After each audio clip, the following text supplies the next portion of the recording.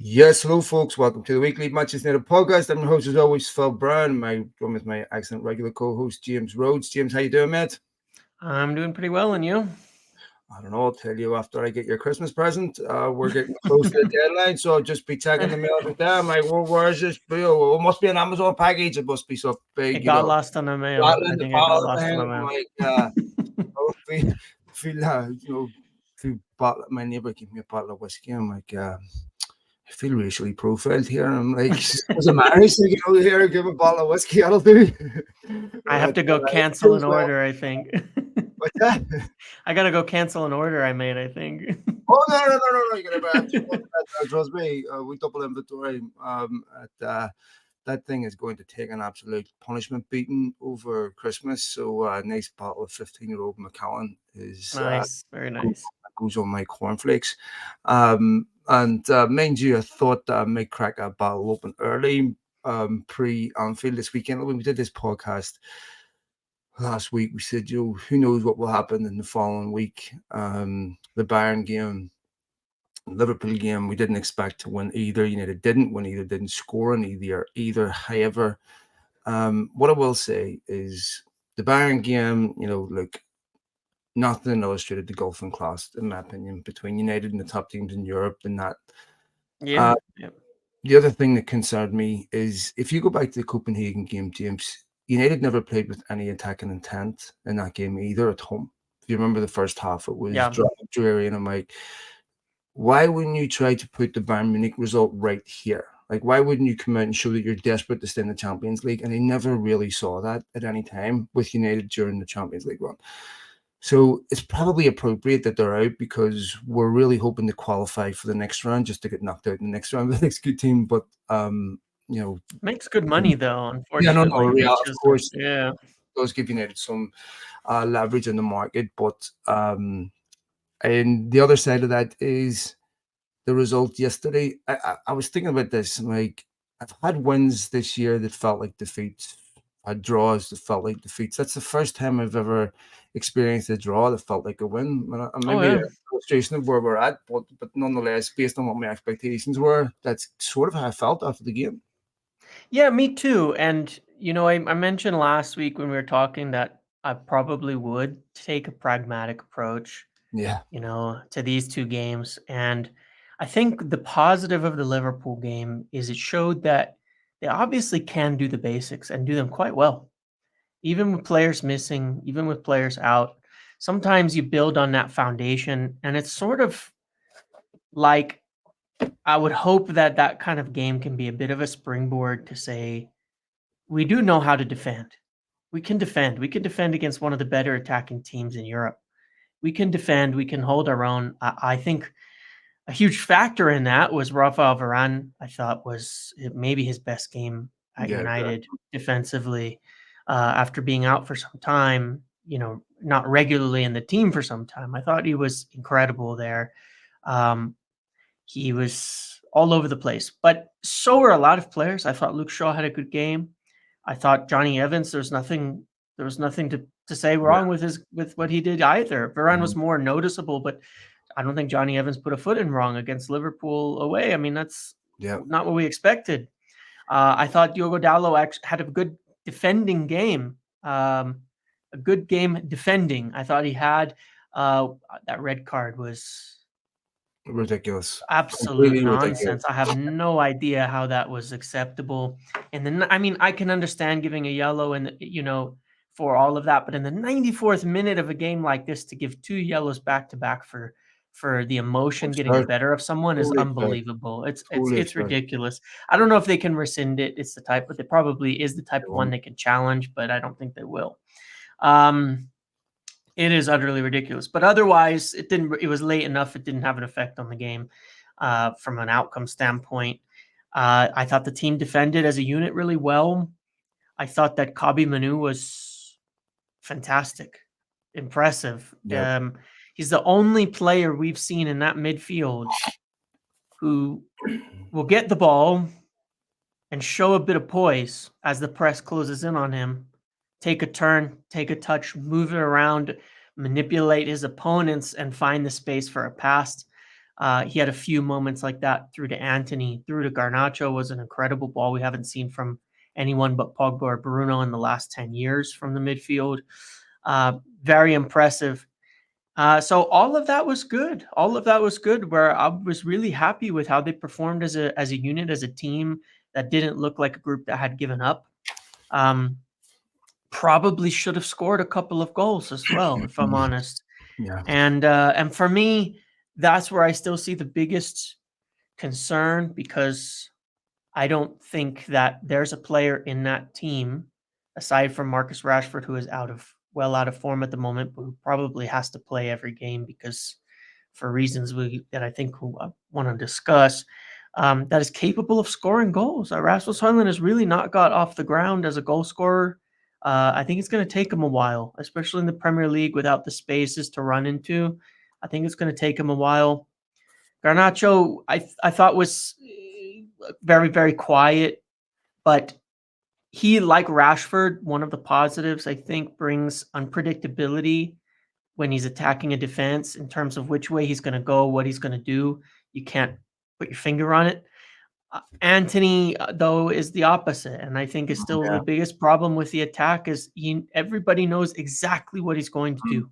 Mm-hmm. Exactly every single time. There's even a moment where he actually went right once, and Trent practically fell over himself because he went, the other direction. It's like a Um, derailing train when he goes right. You can see that yeah, it's portraying every instinct in him, yeah, uh, because he just does not want to go there. Like you can just see yep, that he's going against the grain, that he wants to overcome, this. I don't know if it's trauma or whatever, but he just does not want to go onto his right foot. yep. And even when he did that, unfortunately, Rashford was free across the goal, and he couldn't put the cross with his right foot. He had to cut I back remember it. immediately afterwards, I and then he remember it. missed and put it behind Hoyland and Rashford. So frustrating in that respect, because I just, it can seem like picking on him. I feel like if he went to a team that had Conte as a coach and played as a left wing back, he might be fantastic because he has great defensive work rate. He was very tenacious defending, but I just can't see it in this. It's so predictable, and it's really frustrating. I mean, it's 3 goals, 3 games in a row without scoring a goal now. Bournemouth, Bayern, and Liverpool, with Marcus Rashford not starting after he'd been on the right for a little while. There's 3 games in a row with 0 goals. That's a problem. So we Anthony, I think you can get him to defend with discipline for a game. Whether he could do Yeah, that consistently, I don't yeah, know, because it's something that wingers, forward players don't want to do. They don't like defending. yeah, It's not how they don't get but you can eventually evolve into that, like Ashley Young did. yep, But what I'm looking at with Anthony, I'm going like he's not the first player to be a one-footed winger. Ryan Giggs was hmm, very one-footed. The difference is though Ryan Giggs played on the left, and when you're one-footed like that, to me, I think Ten Hag isn't doing him any favors playing him on the right. Because when you yeah, play on the left as a one footer, you can hit the ball, you can cross the ball early. You can get down the line. There's a number of different things you can do because you're on your strong side.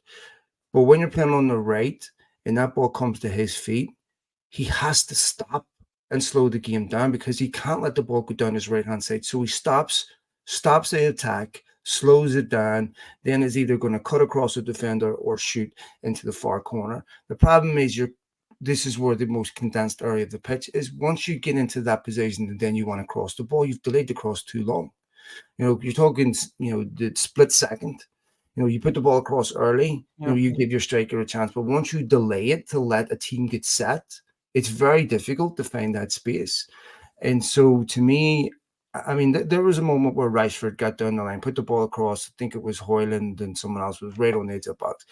And again, this is the issue is when you wait too long to do that, all it takes is one or two a second, yep, and that changes everything. And so when you're playing a left-footed winger on the right, there's only one place he can go because he's yep, always going to cut inside unless he can use his right foot. But if you play him on the left, I know it stretches the game more, but there are different things you can do. And so to me, I just think, you know, I'm really worried about him, and yeah. he's Me too. frustrating me Yep, because he's so predictable. And to me, just last thing on this, James, if you remember when Wan-Bissaka marked Matoma, Yep. Yep. and he showed Matoma on to his left-hand side every time. Matoma's right footed playing on the left. And Matoma never really recovered from that, right? Mm-hmm. Because, I mean, he's still a good player, but that to me really showed him up for me that this is a one-footed player.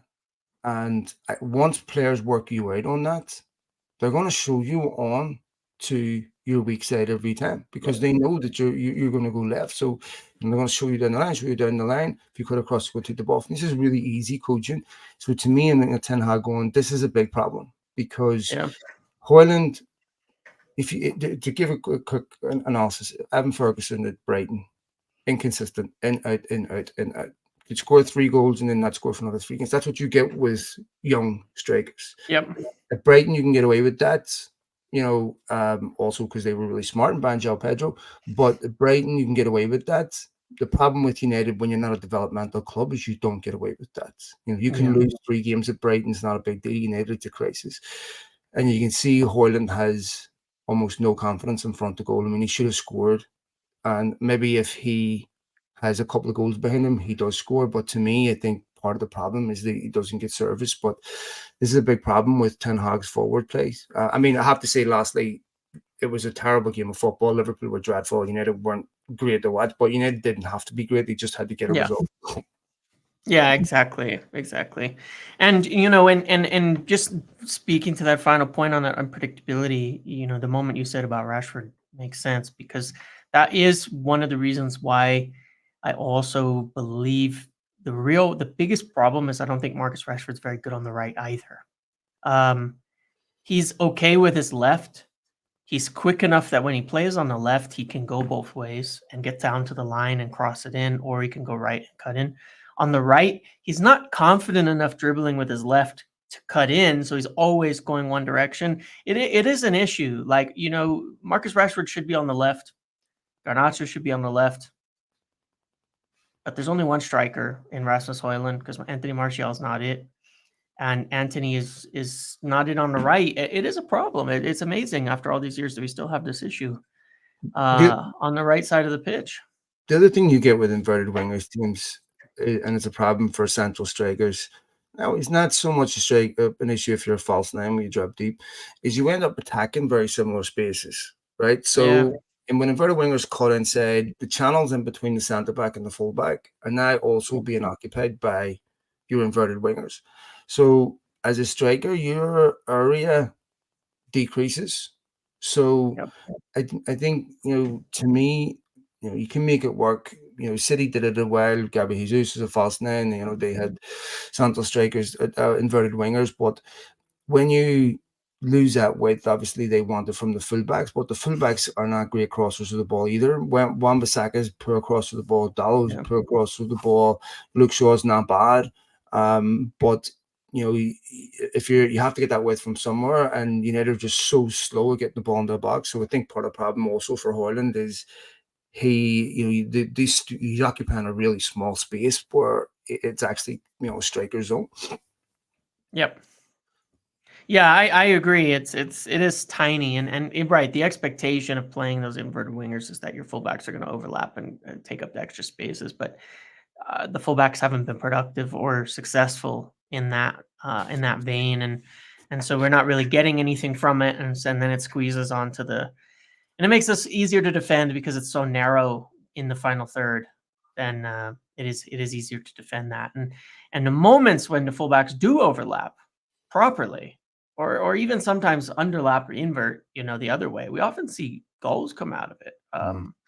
We saw that, in the Copenhagen away game. We saw that maybe it was Everton. Even though it took a great goal from Garnacho to do it, it was a good play to get to the moment of the Dalot cross.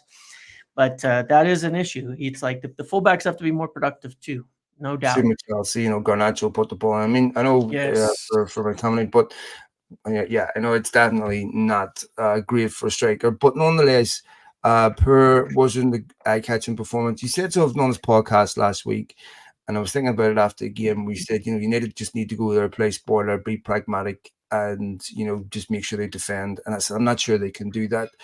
And this is the bipolar nature of this team because one Yep. week they can't defend and one week they can't attack. They can rarely do both.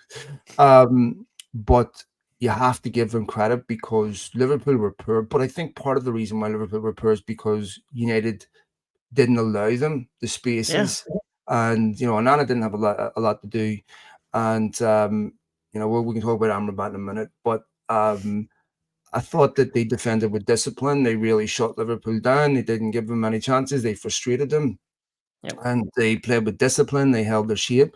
And like the only thing I was saying before the game is, I don't care if you lose. Just make sure that you can look United fans in the eye after the game. Yeah. Don't go there and surrender.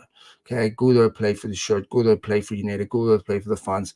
And at the end of that game, I felt I don't really care that it was an ugly game.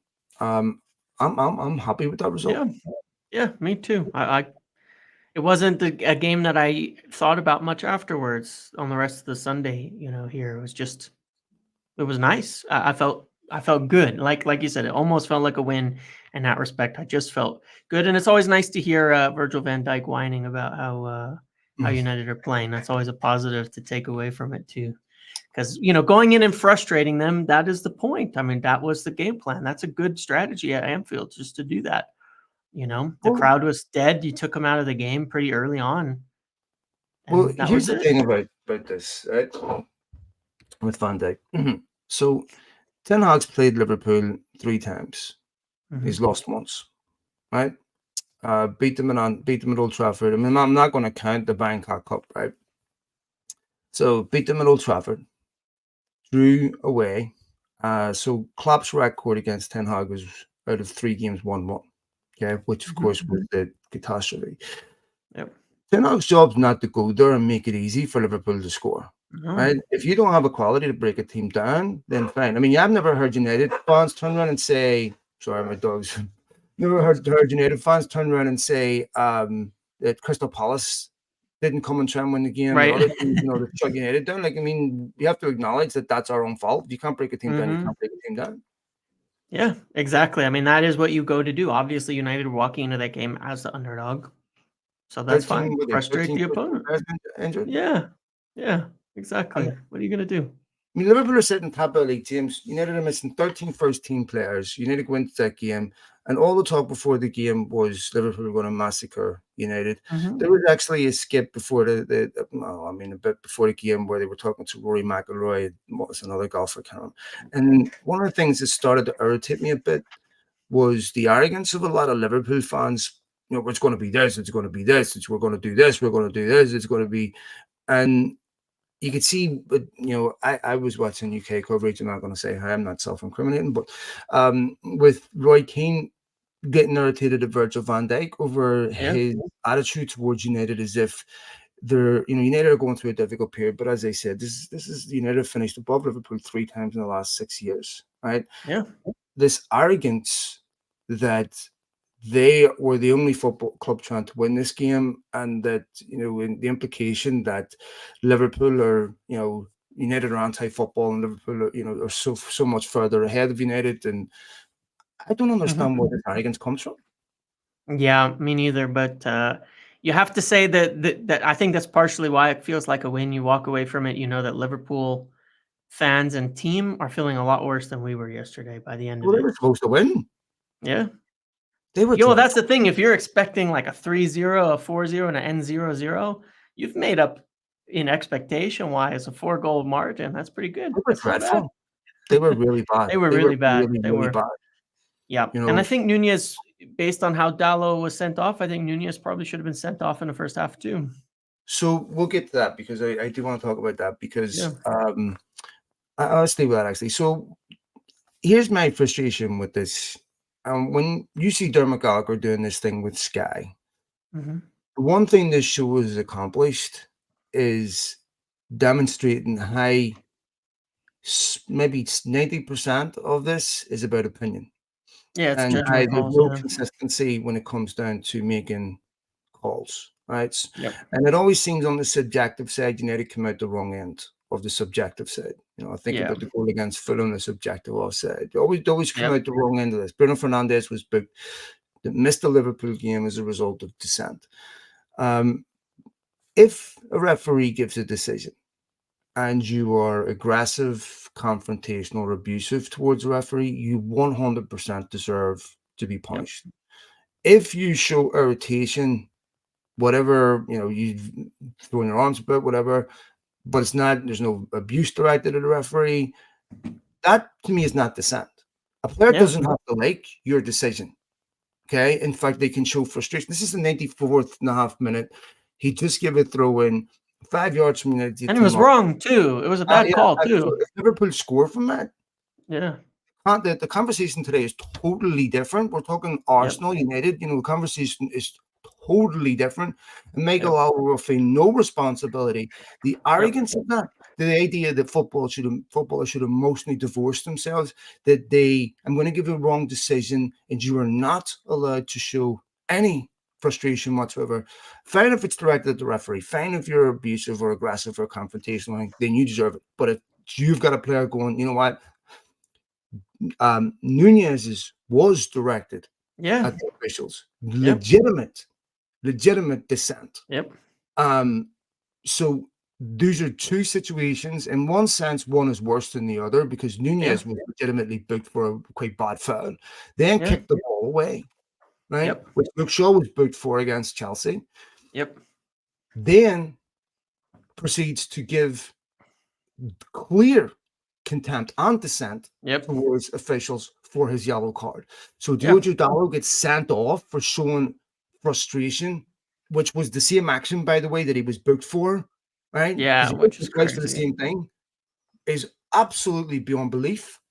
Yeah, it is. I mean, if you're applying it consistently, then Diogo Dalot did one thing, one action, which was to Yeah, be upset. And if you want to call it dissent, fine. It was still one action. It was one small sequence.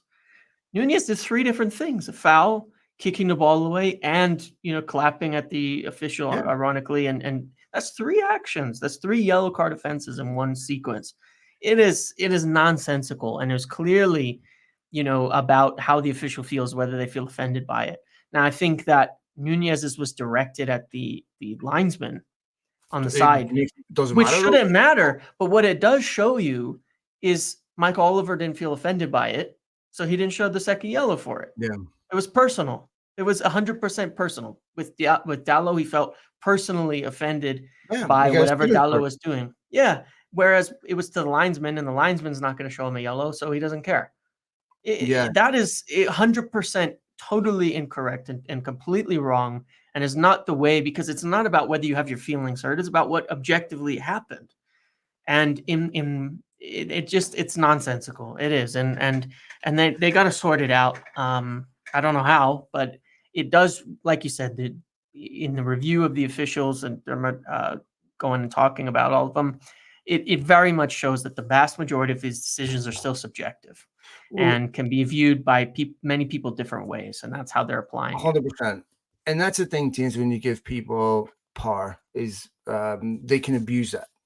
To me, a referee abused his authoritative ability, because the fact that he sent Dallo off because he could, not because he should, Yep. that to me is troublesome, Yep. because when you turn around at the start of the season saying that we're giving these new directives for dissent, immediately booking record. The problem with that is that, again, you're talking about something that's subjective. What is dissent? It's not very clearly defined. Okay. And whether someone takes offense all depends on the mood, all depends on so many variables, whether you actually get sent off for it or not. And this is what frustrates managers. I mean, if Darwin Nunez is sent off at the time that happens, that's a whole different football game. Whole Yep. different football game, right? All of a Yep. sudden, the momentum shifts. All of a sudden, the outcome's totally different. United could have easily won that game, right? That is a key moment in the game. So you can't referee the game different in the 94th minute than what you would have done in Yep. the 34th minute. And when you're listening to Dermot Gallagher's explanation as to why he made those decisions, you just sit there and you go, this is, it reminds me of when he was trying to explain why the Arsenal got a penalty against Spurs. I think it was against Romero, and why United didn't get a penalty for exactly the same thing. Yes, yes. Just waffle and nonsense where you're like, this is, you know, complete and utter bullshit. And you go, Yep, this is what's frustrating is that United always seem to come out the wrong end of these. And yep, to me, that is such a ridiculous decision to me that yep. I I I mean it's just such an abuse of power to me. Absolutely is, and something they have to sort, and that I think, obviously the managers and the teams need to be able to talk about a bit more publicly. What about Amrabat, my friend? He's unfortunately, I think he just is not what everybody thought he was, but what was expected that I thought he was, from what I'd heard. And my opinion on it was not based on a personal thing. I've never watched him really, outside of the one game in the World Cup, really, or a few games in the World Cup because I followed that. But I'd never watched him. But the information that was given to me was that it was pretty unimpressive. He's slow, clunky for England, at least at this level of play. And I think that unfortunately, he he looks like a guy who walked onto the pitch from the stands and put a United kit on and had a runabout, and that's what he looks like for the most part. Um, which sounds mean, but it just is what it is. I'm completely unimpressed with him as a professional footballer. I think if I was going to try to defend him, I'd say a couple of things. I would say that I would have said exactly the same about Casemiro if I was judging him on this season, Sure. right? I would have said, Yeah. if I'd never heard of Casemiro, he came into United, and you know, I'd say that that guy's not good enough. That guy's too Yeah. slow, he's too cumbersome, he can't do this, he can't do this, he can't do this. He's a liability in midfield. Mhm. I think partly in United's midfield, it's a hard position to play because they're constantly overloaded, and it's not a balanced midfield, and their transitions are poor. So there's not good movement. There's not a lot of synchronicity. United play very individually. So I think it's a difficult midfield to look good in. What concerns me is it looks a bit slow. He gets caught in possession quite a bit, and I know that position is conducive to yellow cards, but to me, I think there's certain parts of his game that would concern me. But like I said, pretty much everyone's looked like that in United's midfield, with maybe the exception of Kobe Manu. Kobe Manu, Yeah. who obviously is very different. We'll get them in a second, but you know, um, I just don't think Ten Hag's found the right balance in that midfield that complements all the players' capabilities. That being said, if I wasn't devastated, didn't sign Sabitzer, I wouldn't be devastated if they didn't sign Amrabat. And um, if they I'd be have a good game for me, we're impressed by him. yeah, I'd be very concerned if they did, because I don't think United can keep loading up on very mediocre at best Yeah, players who are extremely limited, because that's how we keep ending up in this situation. I'm not saying they even had good games, but when you look at who Liverpool bring off the bench yeah, when they're struggling, young players, things like that, but when they're bringing on, Curtis Jones, I think is an academy product for them, right? But he's far better than Amrabat, than these players, and the issue you take with people like McTominay and Amrabat is neither of them can consistently complete a 5-yard pass forward. It's just the basics. Like, they cannot hit the ball forward correctly. It's clunky. The thing that concerns me most of all is those little things, like, you know, Amrabat will get kind of under pressure, turns to hit it back, and he completely misses the player he's passing to by a good few yards. And you're like, what is this? Like, this is unbelievable. And McTominay does the same thing, not usually when he's going backwards, but if he attempts to go forwards. And you'll see the same thing when he picks it up to try to turn and run the ball, and it bounces off his other foot and goes flying back to the defense. And they both did that multiple times. And it's like, these are basics. These are extremely limited players in their skill set. And some of the things they do, they're very good at. But they're so limited that as soon as they're outside their comfort zone a bit, they're so weak, and it's that predictability problem. Same as Anthony, the same criticism I'd give, though I think he's probably better than both of them, just from a physical level, is quickness and things, but they cannot be so limited with a skill set because it makes it so easy to play against them. You know, if you press McTominay, what's going to happen? He's going to go backwards or he's going to lose the ball. You know, if you press Amrabat, what's going to happen? He's going to go backwards, he's going to lose the ball. And, you know, that leads to someone like Kavi Manu, where that is the exact opposite. You have no idea what he's going to do, and he shows that. You cannot predict what he's going to do if you press him, don't press him. That's I think the biggest difference is, you know, when you're looking at this is, are you defending against one thing that someone is going to do, or two things, or are you defending against almost an infinite possibility of what they can do with the ball? And so I would really be disappointed to see United sign very limited players and add Yeah. them to this team when they need space in the team and in the wages. I think McTominay, of all the positions I've seen him play for United, he's probably best in behind a striker because you can score goals, and because in that position you aren't spending a lot of time on the ball. You are receiving the ball in dangerous areas, one touch shoot, one touch pass. You're not, picking the ball up deep, trying to dribble 10 yards, lift your head, find a pass. I think he has some utility in that position in behind the striker because he can get you goals. The problem is what you have to do to accommodate that position.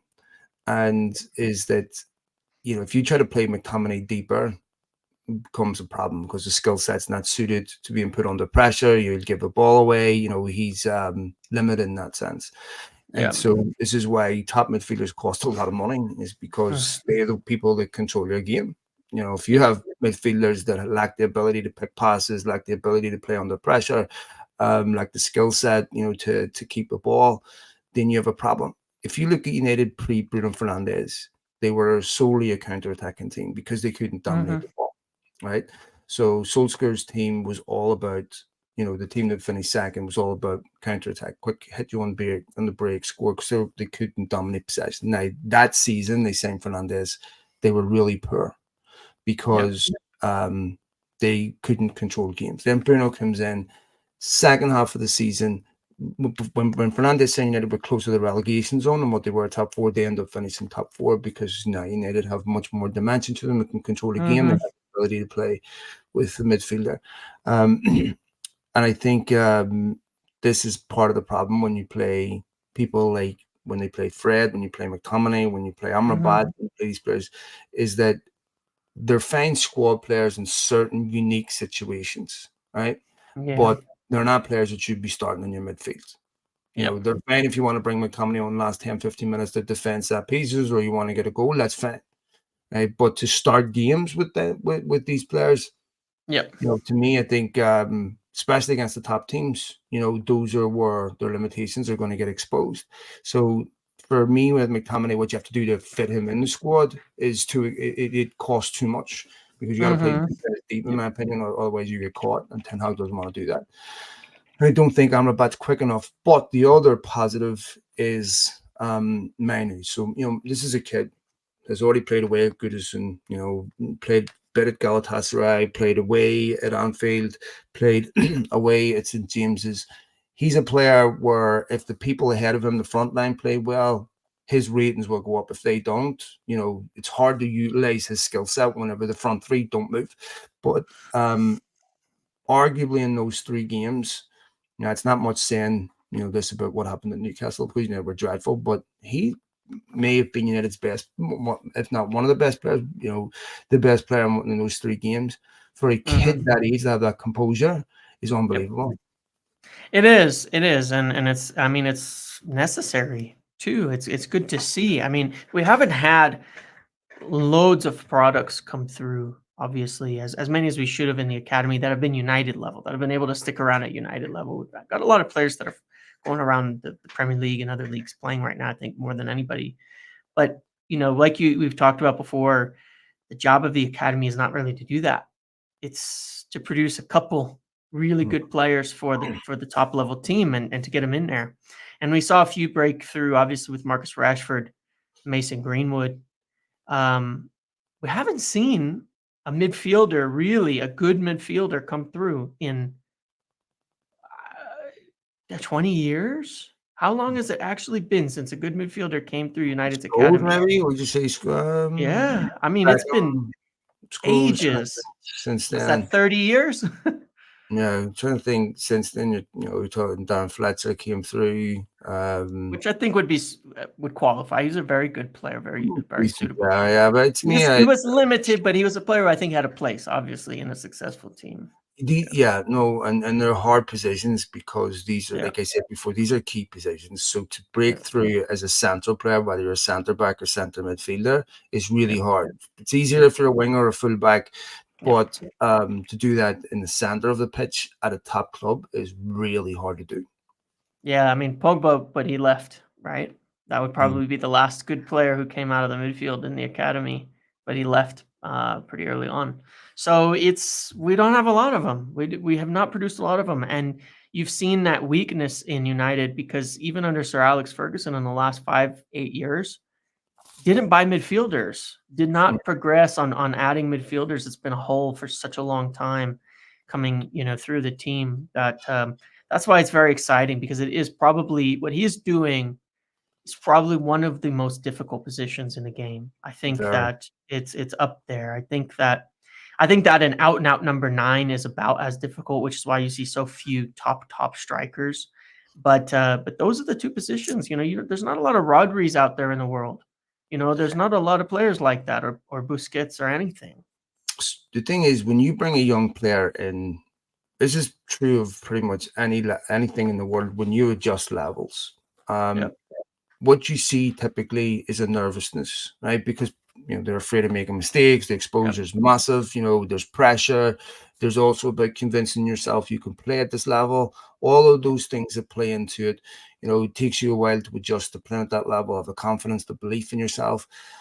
What Manu does really well is truly remarkable. I mean, look, as I've said before, ability gets you to this level, but when you look at the things that he does well that are almost not coachable, his awareness of what's Yep. behind him, how quickly he moves the ball, how he knows what he's going to do with the ball before he gets it, how he sees things from a peripheral vision over his Yep. shoulder in the corners. I mean, you saw that ball with Garnacho, beautiful ball. You saw it at Goodison where he's flipping balls into channels and stuff.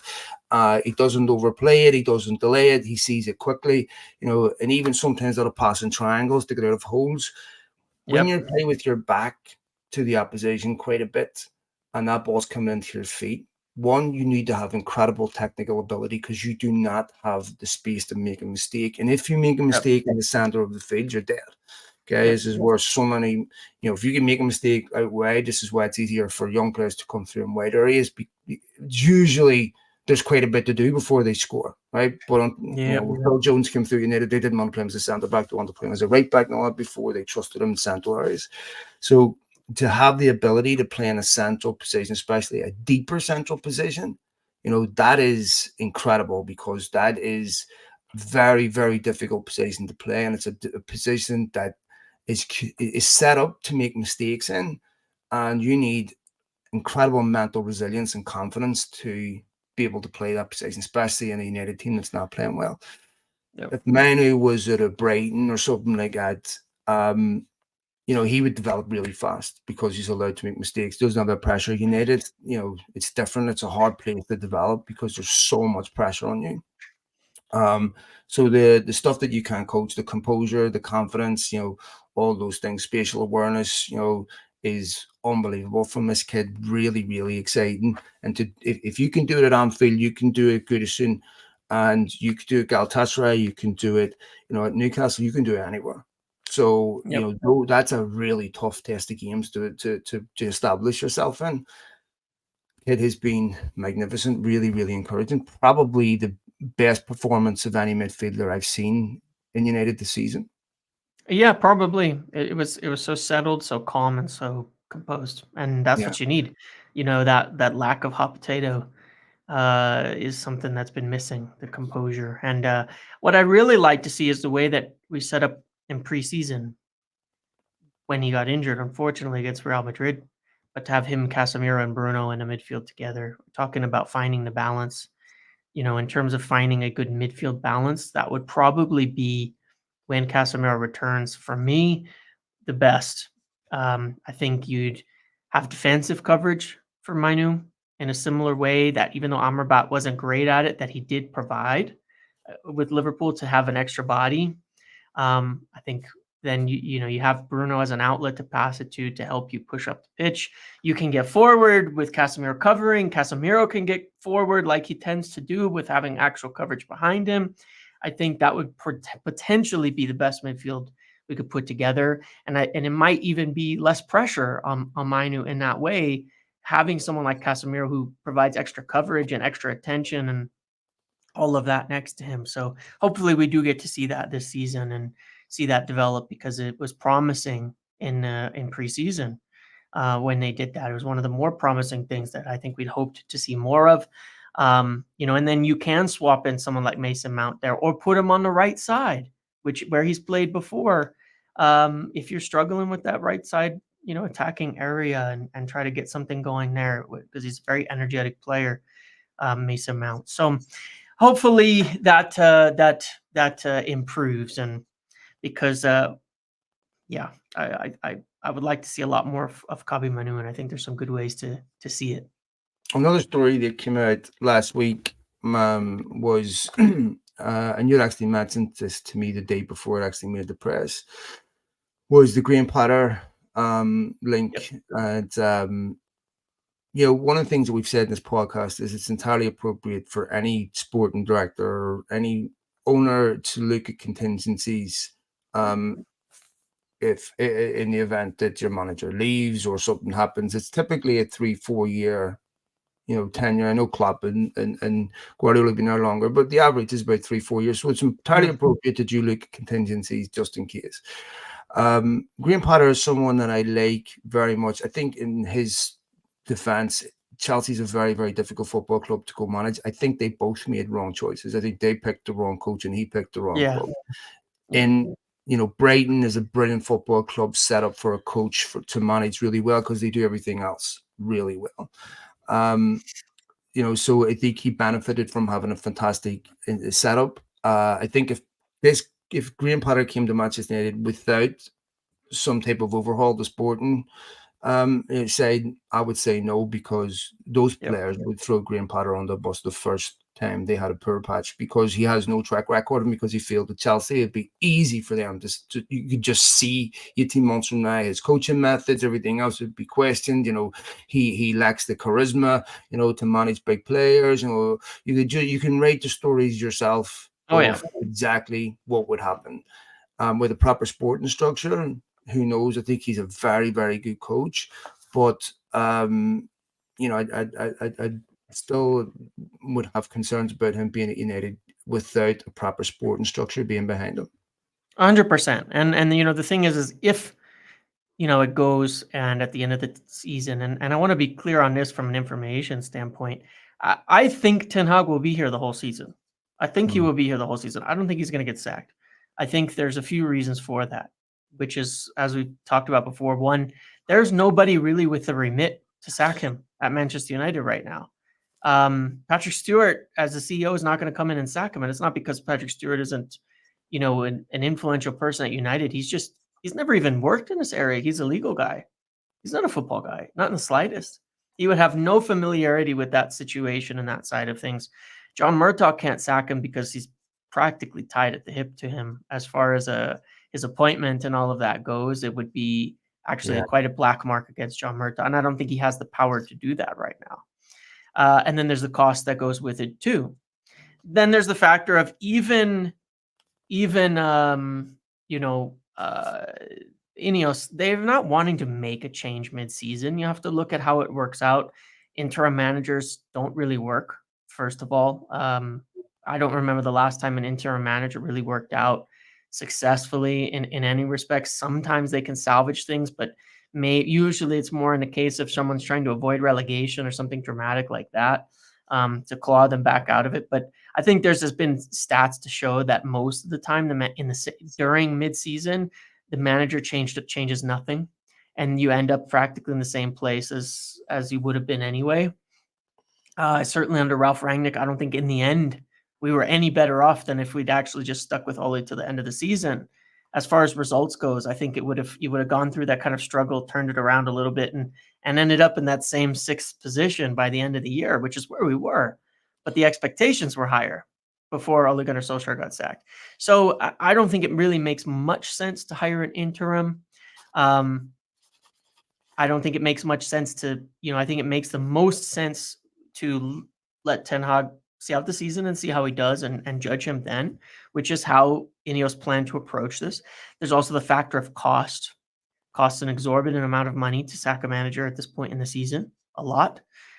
United are under FFP pressure and things like that as well, no matter what. They can come in, INEOS, and invest and raise that loss cap that we've spoken about before from 15 million, right, to like 105 or 110 million. It's like a 90 million difference that they can come in. That makes a big difference, but you still have that pressure and you still have that cost there. So, yeah, I don't think that Erik Ten Hag will be leaving during this season. Things could get so bad, but we're kind of in the period where it feels like things could get so bad. We're already out of the Champions League. We just had Liverpool away. I don't see that it can get much worse. I think we could bounce around that 6th to 8th position for the rest of the year, probably. You could argue that maybe he was a little too far ahead of schedule getting United into the Champions League for this season with last season. Maybe, a more realistic position for Ten Hag would have been where Liverpool were, finished 5th and continue the growth. Because I don't think United really are, especially with injuries to Champions League team. But what was really interesting, forgive me for not correctly attributing this, giving legit credit to the right account, because I can't remember who tweeted it, but they showed Ten Hag's record versus Arteta after 86 games. Arteta has 157 points. Ten Hag got 168. 53 wins for Ten Hag, 47 for Arteta. And for Klopp, after Klopp's second season, after 86 games, Ten Hag has 186 points. Klopp, after 99 games, so another 13 games more, had 10 points more, 178, 53 wins for Ten Hag versus 50 at Klopp. All that. So, you could argue in relation to, City and Liverpool, he's had a start, that isn't that bad, but it's as usual, you have to extrapolate that out. And where United have been this season was not what was expected, and some of the concerns transcend stats. And they look at what's going on the pitch. But yeah, look, I think for Ten Hag, I wouldn't sack him. But and point being, to just on the Graham Potter thing with that, yes, INEOS have been looking at contingencies for months. One of the things that I don't like, I've mentioned this before, I don't love when media do this because I know they do. There was that thing with the training and stuff they brought up after a loss that we know is months old as a concern. Whatever the validity of it is, it's months old. But then suddenly 50 stories come out at once, to pile on a manager. Then you get a bunch of stories about INEOS would consider Graham Potter as a potential because Erik Ten Hag is under so much pressure. Let me tell you something for sure. That is 2 months to 3 months old information. It is old. That is not a new sudden thing where last week, Brailsford and Blanc had to pop by Graham Potter's house on the way up to Old Trafford when they were visiting and talk to him about taking the job. It is old information. I'm not saying it still isn't true, but it is old information. It is not like they're looking at that because of the state of the current wins and losses over the last few games or anything like that, which is somewhat how it's presented, at least when you kind of look at the whole picture. That's how it looks. It's not like that. There are other names as well. This is INEOS contingency plans. That is what it is. If Erik Ten Hag, what if he walks at the end of the season? He has agreements with the Glazers. He has agreements with Arnold that he set up, who hired him. He has agreements with Murtaugh. If Murtaugh goes or moves to a different role, which is very likely to happen, and there's a new sporting director, and there's a new CEO, and there's a new board, and there's a new way of running things, maybe he doesn't want this job anymore.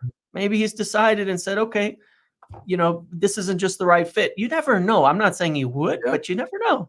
You may not accept the changes that they're asking for because it's not what he wanted out of the job, which is fair enough if that's the case, So they have to have contingencies for so many reasons, like you said, and Graham Potter will be one of them. And there certainly will be other names that come up in those contingencies as things come out. But it's not this sudden thing. You also factor into that then. Okay, about Graham Potter, what would make sense? Well, we know that they want someone like Paul Mitchell. We know that there's been talk about bringing in Ashworth, who worked with Graham Potter at Brighton as well, and is a very successful director. Um, One of the things that I've heard that I think is important to mention is United have. I think it's one of the failures that United have dumped everything on the manager for such a long time, and it's even where there's the argument that if Ten Hag wanted to stay and continue in his role and have it change, that maybe he'd do a lot better, because I think almost any manager would. Where they try to make the manager be like Sir Alex was, which was everything. He was everything to Think I everybody. get one. And it doesn't work that way anymore. No, Graham possible. Potter wouldn't succeed in that position at all. And the problem he had, of course, going to Chelsea was that was what was being asked of the manager at that time, too. It was right after the club was sold and it was a mess. And Todd Bowley had no idea what he was doing. I don't think he still does, but they hadn't appointed, they have all these directors that they have to appoint, and very turbulent time, a very bad time to do it. And he obviously couldn't handle it. It shouldn't be up to the manager to manage all these players individually as people, as employees. He's supposed to coach them. And the view of INEOS is two things: is that one, the coach will be a coach. Like, they're going to be there on the pitch coaching in training and exactly what to do. And that's their primary role, that and on match days. They want the director to be much more front facing, because we never hear from John Murtaugh ever. Yeah. They want the CEO to be much more front facing, because we never hear from Richard Arnold except when he's down at the pub getting filmed. We never hear from these people. And that is a difference between how INEOS want to do things and approach things. Sounds like And one the of the best advantage away pass, but well, and the advantage of that is you get a lot more communication out of them. You hear a lot more from them, which we all want out of the club. That is one of the huge things we want with them coming in. And it takes a lot of pressure off the manager. It's not the manager to sit there and defend his ideas for the direction of the whole club. Right now, for most people, Eric Ten Hag, I'm not saying this is the case because of the Glazers, because obviously the Glazers are viewed as the ones responsible for where the club are at. But when you look at it on a more day-to-day basis, people think it's Eric Ten Hag is responsible for how United are faring week in and week out, day in and day out. And that isn't necessarily how it should be. The other factor of it is, okay, if you hire Graham Potter and you have this structure behind him and it doesn't work out, so what? You move on to the next manager and you continue the same direction that you were already continuing in, and you try to find somebody better who's going to fit it and could maybe get better results out of it. You're not starting over every time you're making a change. And but that's the only way that I would accept that, because I do think he has limitations as far as asking him to be a Sir Alex or a Jose Mourinho or someone like that. He's not going to be that guy ever, well, personality wise. but the people that want that illustrate how little they know about football, in my opinion. Because Yeah. I really think that Woodward wanted to recreate that. Yes. They wanted to recreate what happened on the Ferguson. They were constantly looking back. And in some ways, they showed that. I know it wasn't Woodward's call, but by hiring David Moyes, right? Yep. That the problem is football had already moved on, right? And so United were Yep. still sort of stuck in the dark ages, because they were still being run in the same way they were being run, 20 years before. Now what we know about sports science, about nutrition, about preparation, about fitness, about mental health, all these intersectional issues, and that are being run by consummate professionals to get optimal performance from an athlete, that all of these things matter. You can no longer just leave it to one guy and give him a good bollocking in the changing room, give him a good peck. Yeah. Out we go, lad. You can't do that. So you have to have all these synchronized departments being run by consummate professionals, having data analysis, having proper doctors, and integrating all this information so that you can get a human being to perform optimally and to perform to their highest capability. I was listening to something that Klopp was saying on a documentary, and this is obvious but true. When you're talking about a professional athlete, you get variance because you're talking about human beings and performance, right? But that variance has to be from 100 to 95%. It can't be from 100 to 80%. because once you start getting that, that's where that big swing is where the inconsistency happens. There's Yep. inconsistency with every human being. That's just the way we're wired. But it's where's the peak in the trough? And if Yeah. they're within close proximity because all the other things are right, then you can be successful. Because the probable when you're 11 players on a pitch, five players are at 95, then the other five are at 100, right? Next week those guys that are 100 at 95 and these guys, so you can Yeah. compensate. It's not enough anymore just to get 11 good players on a pitch. I mean, I keep Yep. hearing that native spent this, spent this. I mean, it's just such an ignorance about what it takes to succeed at that Yeah. level, Yeah. because all clubs spend, and then it's about, okay, what are you doing to make sure these guys can succeed? And then, of course, there's the culture behind them, the players that is a consequence of the owners. And when these people have been here 10 years and they're telling Ten Hag to change the culture and introduce standards. Why would he need to do that? And why weren't they there before? You're the CEO, you're the director of football. That's why didn't you do that? Why are you asking Ten Hag to do that? You implement standards, you implement culture. He works towards the standards of culture that you want him to reinforce, which again, shows what you're talking about a manager ruling the whole football club like an autocracy. Yes. Yeah. Well, that just doesn't work anymore. And we see what happens whenever there's weaknesses in that system, because the club will then acquiesce with players whenever they don't want to conform to that system and allow them to down tools, as they say. My friend, I'm going to give you an opportunity to clarify a comment that you've taken some heat on Twitter for, which I knew exactly what you were getting at, but I'm going to let you Oh, no, do I the. know exactly what it is. So whenever you said they're investors, not owners, I knew exactly what you were saying, by the way, Mhm. but I'm not going to speak for you. So Yep. let explain that. Yeah, I think some people considered the definition of investor to mean somebody who puts a lot of money into something, but that's not really what an investor is. One can invest in something in that way, but quite specifically, an investor is just somebody who buys something with the expectation of profit to make money out of. That's the only reason they buy it. If I go to the stock market right now and I buy some shares off the New York Stock Exchange, all I'm expecting back with that is money. I'm not going to invest any time. I'm not going to care. I'm going to watch that graph go up or down, and I'm going to act based upon that. And the Glazers are very much prototypical investors. That's what they are. When you look at United, they bought it for a very small amount of money 20 something years ago, like any property, and they've watched it balloon in value, and the decisions they make every single day at United are about profit. And that's what an investor is someone who looks at profit. An owner, the way they treat the Buccaneers, the way that they treat their NFL franchise, well, it helps because NFL franchises are naturally very profitable too. So you can't really divorce that from it. But is the care, like it was based on that video, right? Of Avram, Joel, and them out, clapping and shaking hands with the Buccaneers after they won a game and all of that. There's a care that goes into something when you act like an owner of it, when you're taking responsibility for its well-being, which they do with their football team, even though they're not very good at it still, frankly. But they do take some care into it. They do invest their energy and effort and time into it. At United, it's all about financial return. That's it. And that's what I mean by them being an investor. It's a mindset rather than the literal, well, it's literal too, but it's a mindset. If they could see that putting money in would make them more money back, they would do it, but they won't because they don't see it that way. And that's not how they view the club, which it won't be because football clubs are not made to be profitable. And so that's why they won't put any money into it. And so that's what I was very much intending with that comment. I I thought it know, was pretty obvious, but I know what you meant. Okay, one last quick thing. yeah, INEOS were in UEFA, out of UEFA, and obviously trying to make sure there's no conflicts of interest with Nice.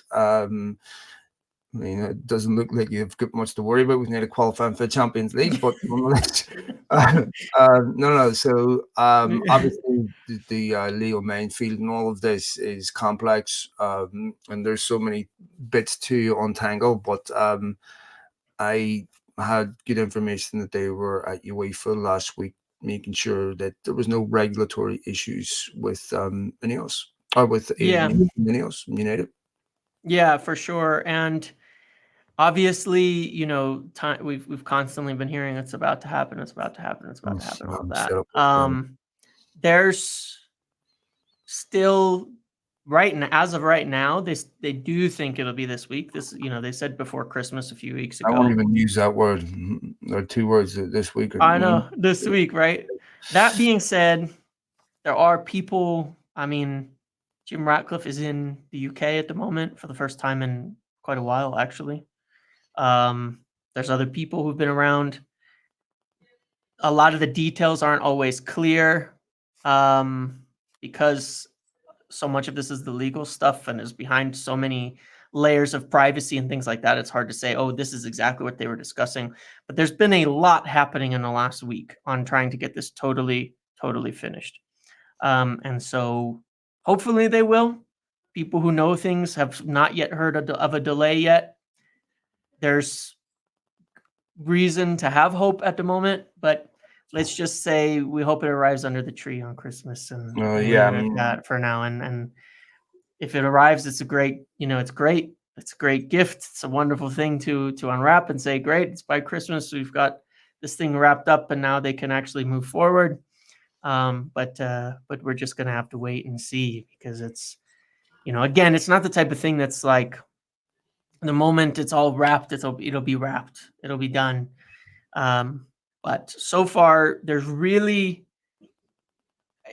I know it seems like it's taking forever. It's not that long, frankly, in comparison to many other investments. I mean, I saw the example that PSG sold a stake in their club. mm-hmm. They're private. Took a year for them to do that deal, to sell a stake in their club. So, as was described as well, I think Orenstein said this too, why this is so difficult. You have a New York Stock Exchange listed company that's registered in the Caymans, that's part of the UK, that has to deal with UEFA. You're talking about 4 or 5 different regulatory bodies in 3 different countries, 4 different countries technically, that you have to deal with in getting this all done properly. And because it's publicly listed as well, you cannot, take this issue with UEFA, for example. It's very solvable, but you can't sell the club until it's solved because you cannot go to your minority investors on the stock exchange and say, we made this investment. By the way, we might be banned from European competitions. You have to solve it before the deal can go through. These are all the things that you wouldn't have to if the company was private, for example, and that's really all it comes down to. So It took me a year to fix the water taps in the sink. Oh, I kept you telling working my, at Glazer? I kept saying the same thing. Next week, next week. Oh, Yeah. next week, next 2 Yeah. weeks. Swear to God, I'll do it next week. And so, suppose. So, yeah. Anyway, I spoke to some people yesterday and today. Said it was everything 100%. So we Yep. will see. All right, folks. I hope you all have a wonderful week. I hope you have a wonderful Christmas or whatever it is you celebrate Yes. this time of year, Hanukkah, whatever it is, whatever you celebrate with your family. I hope you all have a wonderful time. Thanks to all of you for tuning in this podcast throughout the year. I'm sure we'll be back next week with 4 more before. Probably won't be Monday. Monday's Christmas Day, isn't it? Yeah. So There'll be something. probably the following or later in the week or Yeah, something. Yeah. I was actually talking to Franz Hoek, who had offered to come on between Christmas and New Year's, so we may have a little bonus podcast Yeah.